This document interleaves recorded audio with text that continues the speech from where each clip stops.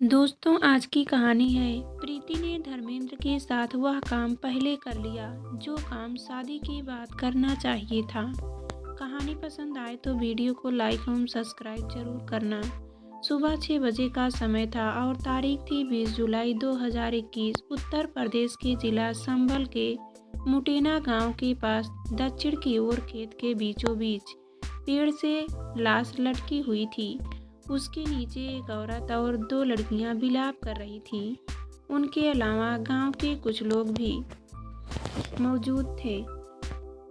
उसी गांव के ही एक व्यक्ति ने पुलिस को इसकी सूचना दी थी। वहां मौजूद सभी को पुलिस के आने का इंतजार था, लेकिन वे आपस में कानाफूसी करते हुए अचरज भी जता रहे थे कि 60 साल से अधिक उम्र के इस सीधे साधे बुजुर्ग ने आखिर फांसी क्यों लगाई होगी, कैसे फंदा बनाया होगा, कैसे फांसी लगाई होगी। पुलिस की निगाह में मामला आत्महत्या का लग रहा था, इसलिए पुलिस ने इसे गंभीरता से नहीं लिया। हालांकि वहां मौजूद कुछ लोगों ने हत्या किए जाने की आशंका जरूर जताई, लेकिन मृतक के घर वालों ने किसी ने भी किसी पर कोई आरोप नहीं लगाया। हरपाल यादव के पास 30 बीघा खेती की जमीन थी। वह खेती कर अपने परिवार को गुजर बसर करते आ रहे थे। उनकी 3 बेटियां नीतू, प्रीति व कविता थी, जिनकी परवरिश में उन्होंने कोई कसर नहीं छोड़ी थी। हालांकि उनके बेटों की कमी भी खलती रहती थी। बेटा नहीं होने की टीस के चलते उनकी एक आदत शराब पीने की भी लग गई थी, जबकि पत्नी लाजवंती उसने शराब छुड़ाने को कहती रहती थी।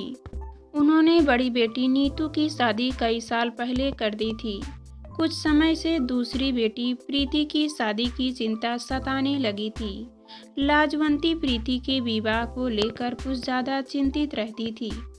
इसकी वजह यह थी कि वह बाकी 2 बेटियों से अलग जिद्दी स्वभाव की थी। अपनी बात चाहे जैसी हो मनवा कर ही दम लेती थी। शादी की चिंता में घुले जा रहे माता पिता की समस्या का समाधान प्रीति ने खुद ही निकाल दिया था। उसने अपनी मां को बताया कि वह अपनी ही जात के बदायूं के रहने वाले धर्मेंद्र यादव नाम के लड़के को जानती है। उसने उसे एक शादी में देखा था, उसे वह पसंद करती है। प्रीति को उसके बारे में जो जानकारी थी मां को बता दी। मां लाजवंती ने यह जानकारी अपने पति को देकर बताया कि धर्मेंद्र बदायूं जिले की इस लामनगर तहसील के पतीसा गांव का रहने वाला है। उसके 4 भाई और 1 बहन है। जल्द ही प्रीति के माता पिता ने धर्मेंद्र के परिवार वालों से मिलकर कोरोना काल में ही शादी तय कर दी, किंतु शादी की तारीख कोरोना की वजह से तय नहीं हो पाई थी। प्रीति और धर्मेंद्र की शादी तय हो जाने के बाद वे मिलने को बेचैन हो गए थे, किंतु सामाजिक और पारिवारिक मान मर्यादा के चलते मिल नहीं पा रहे थे। दूसरा, कोरोना काल की वजह से कहीं आना जाना भी मुश्किल था। दोनों की फोन पर बातें होने लगी थी। उसके बाद उनकी मिलने की इच्छा और प्रबल हो गई।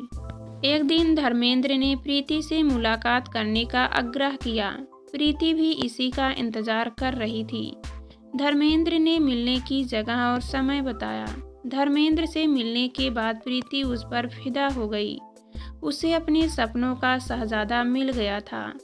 एक हरे बदन के मजबूत कटकाठी वाले धर्मेंद्र के चेहरे पर गजब का आकर्षण था। उससे बातें कर प्रीति बहुत प्रभावित हो गई। धर्मेंद्र भी प्रीति को देखकर लट्टू हो गया। जवानी से मदमस्त प्रीति को देखा तो एक टक से देखता ही रह गया। जबकि कोरोना काल में शादी में लगी बंदिशों के चलते शादी की तारीखें टलती जा रही थी। इस बीच उनके बीच वह सब भी हो गया जो विवाह बाद होना चाहिए था। उनकी शादी अब महज विशेष औपचारिकता भर रह गई थी। दोनों एक साथ दूसरे के दीवाने हो गए थे। उन्होंने साथ जीने मरने की कस्में भी खाई थी। शादी के इंतजार में 2 महीने और निकल गए। जून का महीना भी आने वाला था। उन दिनों धर्मेंद्र प्रीति के पास आया हुआ था। प्रीति के घर वालों को उनके मिलने जुलने से कोई आपत्ति नहीं थी। वह अक्सर शाम तक ठहरता और फिर अपने घर चला जाता था। उस दिन धर्मेंद्र ने प्रीति से अचानक कहा कि उसे कुछ खास बात करनी है। उसके साथ ही वह पूछ बैठा, अच्छा प्रीति, एक बात बताओ। क्या? प्रीति उत्सुकता से बोली, तुम्हारे पिताजी हमारी शादी में कितना रुपया खर्च करेंगे? प्रीति याद करती हुई बोली, नीतू, दीदी की शादी में 3 लाख रुपया खर्च हुआ था। मेरी शादी में भी लगभग इतना तो खर्च करेंगे ही। इतना पैसा जमा कर लिया होगा पिताजी ने। धर्मेंद्र चिंता जताते हुए बोला, इतनी रकम में व्यवस्था नहीं है। फिर भी कुछ रिश्तेदारों से और कुछ खेती की जमीन पर बैंक से लोन लेने की तैयारी कर रहे हैं।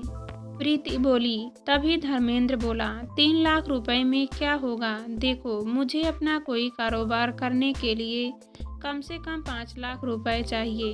बारात की अच्छी खातिरदारी होनी चाहिए। दहेज के जरूरी सामान लिए हुए 3 लाख रुपए कम पड़ जाएंगे। शादी के बाद कोई किसी का साथ नहीं देता। हम दोनों जो खुशहाल जिंदगी का ताना बाना बुन रहे हैं, सुनहरे सपने देख रहे हैं, वैसा पूरे नहीं हो सकेंगे। इतना पैसा कहाँ से आएगा? प्रीति चिंतित हो गई। चिंता करने की जरूरत नहीं है, मेरे पास उनका समाधान है। धर्मेंद्र बोला। वह क्या? प्रीति ने पूछा। देखो, पिताजी के पास 30 बीघा जमीन है, 3 बेटियां हैं, बेटा कोई है नहीं। हमारे हिस्से में भी 10 बीघा जमीन आएगी। उन्हें सिर्फ इतना करना है कि हमारे हिस्से की जमीन बेचकर रकम हमें दे दे। धर्मेंद्र की बात प्रीति की समझ में तो आ गई, पर दुविधा के साथ बोली, लेकिन यह बात उनको कौन समझाएगा? तुम और कौन? नहीं माने तो नहीं, कैसे मानेंगे? तुम कोई गलत थोड़े कहोगी। ऐसा करने से उनके सिर पर कर्ज का कोई बोझ भी नहीं पड़ेगा और वह अपनी तीसरी बेटी की भी शादी अच्छी तरह से कर लेंगे। कुछ सोचती हुई प्रीति बोली, अच्छा चलो, मैं आज ही उनसे बात करूंगी। थोड़ी देर रुककर धर्मेंद्र चला गया। रात में पिता को खाना खिलाने के बाद प्रीति ने धर्मेंद्र ने जैसे कहा था पिता को वैसे ही कह दिया। संयोग से माँ भी वहाँ मौजूद थी। हरपाल प्रीति की बात सुनकर अवाक रह गए। उन्होंने तुरंत कहा, देखो प्रीति, मैं तुम्हारी हर बात मान लेता हूँ, लेकिन यह बात मुझे जरा भी पसंद नहीं है। प्रीति ने पिता को समझाने की कोशिश की। धर्मेंद्र कह रहे हैं कि 10 बीघा जमीन बेच ली जाए तो शादी ठीक ठाक हो जाएगी। धर्मेंद्र को भी कोई काम धंधा करने के लिए रकम मिल जाएगी। वैसे भी तीनों बहनों के नाम 10-10 बीघा जमीन तो आनी ही है। दोबारा जमीन की बात सुनकर हरपाल आग बबूला हो गए। गुस्से में बोले, जमीन मेरी माँ है। तुम लोगों के कहने पर मैं अपनी माँ को बेच दूँ? ऐसा आज तक खानदान में ना हुआ है और ना आगे होगा। इतना कहकर वह वहाँ से उठकर चले गए। जाते जाते कह गए, आइंदा अब इधर मत आना, मुझसे बात मत करना। तुम्हारी शादी तो मैं किसी तरह कर ही दूंगा, उसके बाद समझो हमारा रिश्ता खत्म हो जाएगा। प्रीति पिता की इस नाराजगी से काफ़ी दुखी हो गई। उसने पूरी बात अगले रोज धर्मेंद्र को फ़ोन पर बताई। वह समझ नहीं पा रही थी क्या करें कि उसके पिता जमीन बेचने को तैयार हो जाएं। 1 हफ्ते तक बाप बेटी के बीच कोई बातचीत नहीं हुई। धर्मेंद्र ने भी प्रीति की इस बीच कोई खोज खबर नहीं ली। आखिरकार प्रीति ने ही फ़ोन कर धर्मेंद्र से हालचाल पूछा। फ़ोन पर धर्मेंद्र काफ़ी उखड़ा उखड़ा सा लगा। वह लापरवाही से बातें करता रहा। प्रीति ने महसूस किया कि जैसे उसके मंगेतर धर्मेंद्र को उससे कोई लगाव नहीं रहा।